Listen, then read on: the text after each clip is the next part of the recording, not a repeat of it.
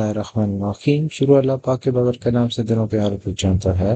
Welcome to train drive 699। सबसे पहले channel को सब्सक्राइब कर लें, वीडियो को लाइक कर लें, नोटिफिकेशन ऑन कर लें ताकि आने वाली तमाम वीडियोस आपको सबसे पहले मिल सकें।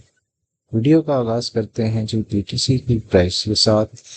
प्राइस एक्शन के बारे में बात करेंगे और मंथली और वीकली क्लोजिंग के ऊपर भी बात करेंगे। राइट नाउ स्टार्ट करते हैं वीकली से। अच्छा, राइट नाउ हमारे पास जो सिचुएशन है वो मार्केट की ये है कि लास्ट वीक का जो लो था वो ऑलमोस्ट आपके पास 107 के करीब आया। ठीक है, 107 200 के करीब प्राइस आई। हाई की बात करें तो 113 पे गए। ठीक है, अब हमारे पास जो लिक्विडिटी है वो 114 पे भी मौजूद है और थोड़ी सी लिक्विडिटी नीचे भी मौजूद है। लेकिन अगर हम 2 वीक्स के टाइम फ्रेम की बात करें, हम इसको 2 वीक्स के टाइम फ्रेम तो देखें तो 113 114 के ऊपर बहुत सारी लिक्विडिटी बन चुकी है।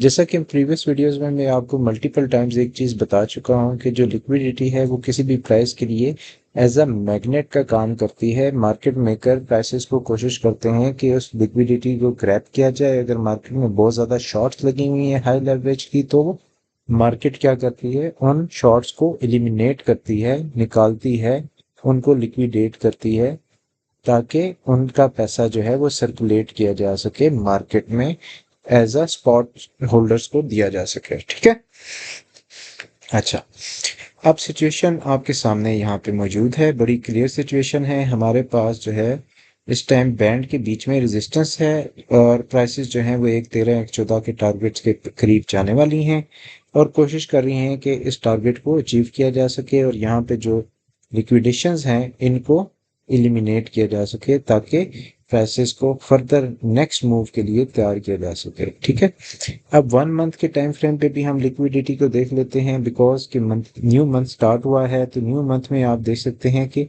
ऑलमोस्ट न्यूट्रल है दोनों साइड्स के ऊपर। अगर मेजॉरिटी लिक्विडिटी देखी जाए तो 89,000 के करीब लिक्विडिटी है, लेकिन 89,000 के पास जाना एकदम से विद इन डेज पॉसिबल नहीं होगा। तो ऑब्वियसली इसके लिए हम थोड़ा सा क्या करते हैं, ग्राफ को नीचे करते हैं ताकि हमें समझ आए कि लिक्विडिटी और कहाँ कहाँ मौजूद है। ठीक है, तो अब अगर आप यहाँ से अब इस एंगल से आप देखें तो प्राइसेस के पास लिक्विडिटी 1.7 1.4 से लेके नीचे बहुत सारी लिक्विडिटी मौजूद है, लेकिन इसके साथ साथ 1.40 1.30 1.36 इस लेवल के ऊपर भी लिक्विडिटीज बन रही हैं। ठीक है, जो कि ऑल टाइम हाई से भी ऊपर है। तो राइट नाउ मार्केट कर क्या रही है, मार्केट एक ही साइडवेज कंसोलिडेट कर रही है, साइडवेज मूव कर रही है। ये इसकी सपोर्ट है, ये इसकी मेजर रेजिस्टेंस है। 1,17,000 पे सपोर्ट, 1,09,000 1,10,000 पे मेजर सपोर्ट है। इससे नीचे की बात करें तो हमारे पास 1.5 से लेके 1.4 तक हमारे पास अच्छी सपोर्ट मौजूद है। अब प्राइसेस इन्हीं रीजन के बीच में मूव कर रही हैं। सोलाना की भी बात कर लेते हैं और साथ इथेरियम की भी बात कर लेते हैं। ठीक है, इथेरियम को अगर हम देखें तो इथेरियम के लिए अभी तक इस बैंड के करीब प्राइसेस जो हैं इसी बैंड के ऊपर सपोर्ट ले रही हैं। ये जो बैंड है इसके बीच में अभी तक प्राइस नहीं आई, एक विक ज़रूर बनाई, लेकिन हमारी सपोर्ट के ऊपर से कॉन्टिन्यूसली प्राइसेस उसके बाद से नीचे नहीं आई और साइडवेज मूव कर रही हैं। ठीक है, ये हम डेली टाइम फ्रेम के ऊपर देख रहे हैं, मार्केट को डेली टाइम फ्रेम के ऊपर एनालाइज कर रहे हैं कि राइट नाउ क्या सिचुएशन हो सकती है। तो मार्केट में इस वीक बहुत सारी न्यूज़ आनी है, सीपीआई डाटा आना है और बहुत सारी ऐसी मार्केट में न्यूज़ आनी है जिसकी वजह से वॉलेटिलिटी हो सकती है। तो हमें क्या करना है, हमें मेजर लेवल्स के ऊपर फोकस रखना है। ठीक है, अगर इथेरियम की बात करें तो 4,000 का इसका जो लेवल है, ये जो ग्रीन आपको लाइन नज़र आ रही है और ये जो वैल्यू नज़र आ रही है, ये हमारे पास बहुत इंपॉर्टेंट रीजन है, इसको ब्रेक नहीं करना चाहिए।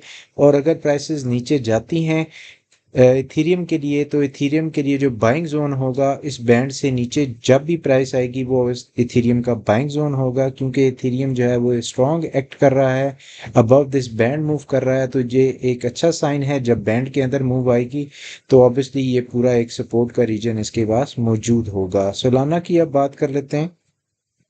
तो सोलाना हमारे पास बैंड से काफ़ी ऊपर मूव कर रहा है और हमारे पास एक आपको इस टाइम एक पैटर्न नज़र आ रहा है, मुझे तो नज़र आ रहा है, आप शायद इस चीज़ को देखें तो ये एक डब्ल्यू पैटर्न बन रहा है।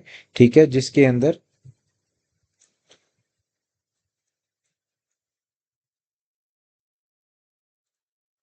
ठीक है, तो ये एक डब्ल्यू पैटर्न बन रहा है। प्राइस इसको अगर ब्रेकआउट करती है तो हमारे पास एक अच्छा गेन आ सकता है प्राइस में।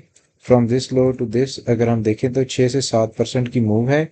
अगर हम इस पॉइंट से 6 से 7% की मूव को लगाएं तो प्राइसेस जो हैं वो 230 के करीब प्राइसेस जा सकती हैं। ठीक है, तो ये एक अपॉर्चुनिटी नज़र आ रही है सोलाना में। सोलाना थोड़ा सा स्ट्रॉन्ग भी इसलिए है क्योंकि ऑल्ट कॉइन्स में जो सोलाना बेस्ड कॉइन्स हैं उनको बाय किया जा रहा है ऑल्ट सीजन समझ के।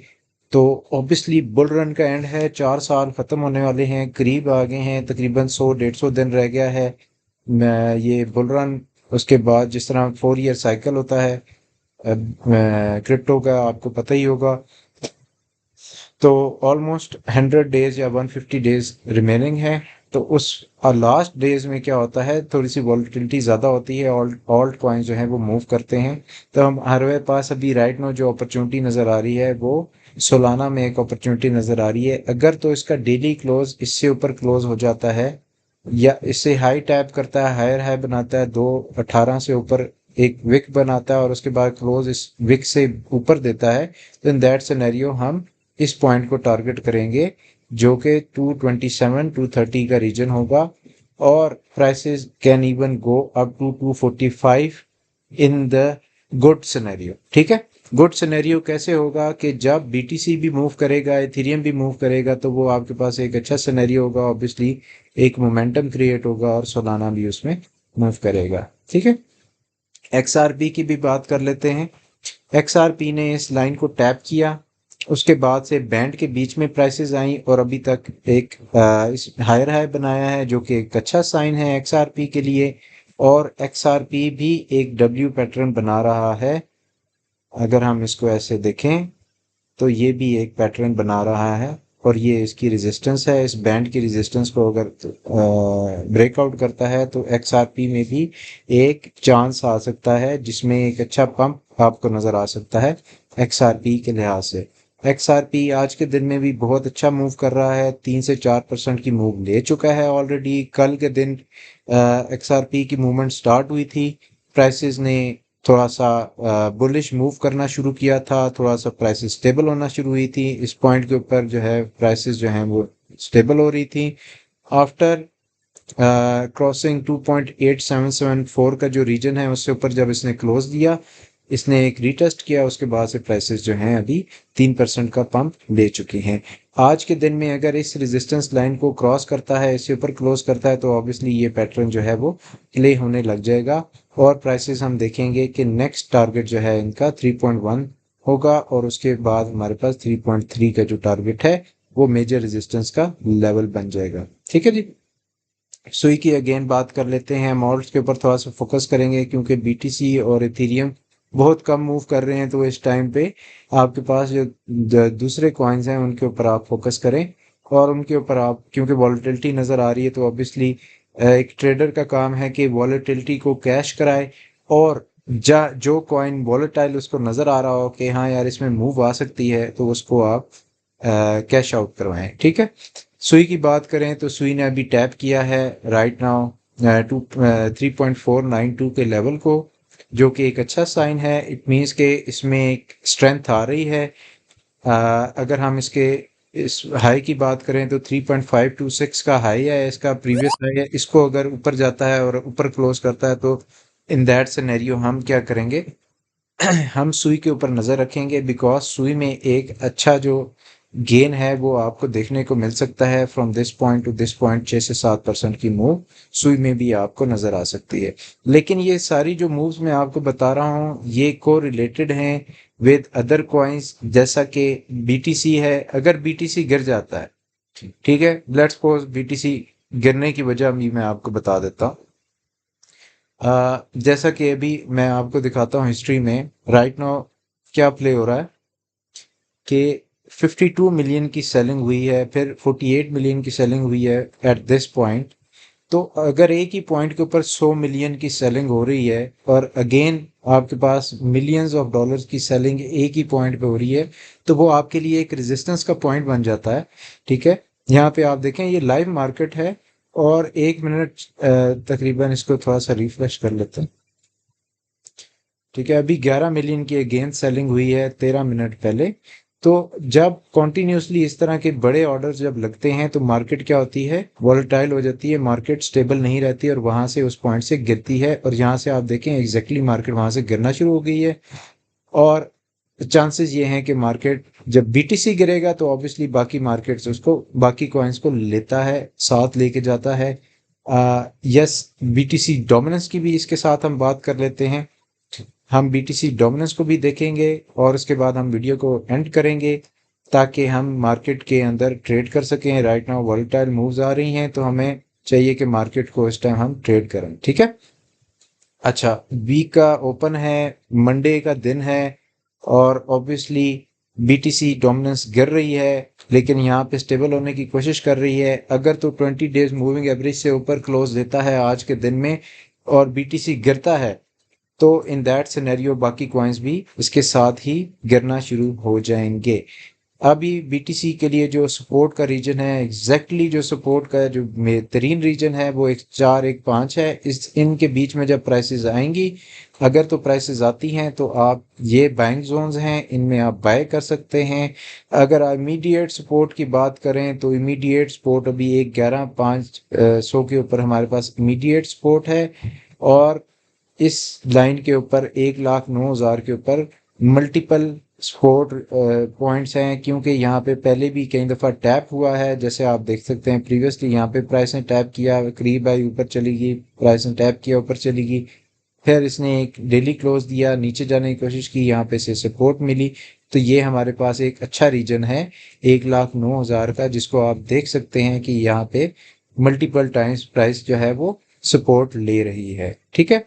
अब हमारे पास जो लिक्विडिटी है वो 1,14 पे भी मौजूद है, नीचे इससे नीचे भी मौजूद है।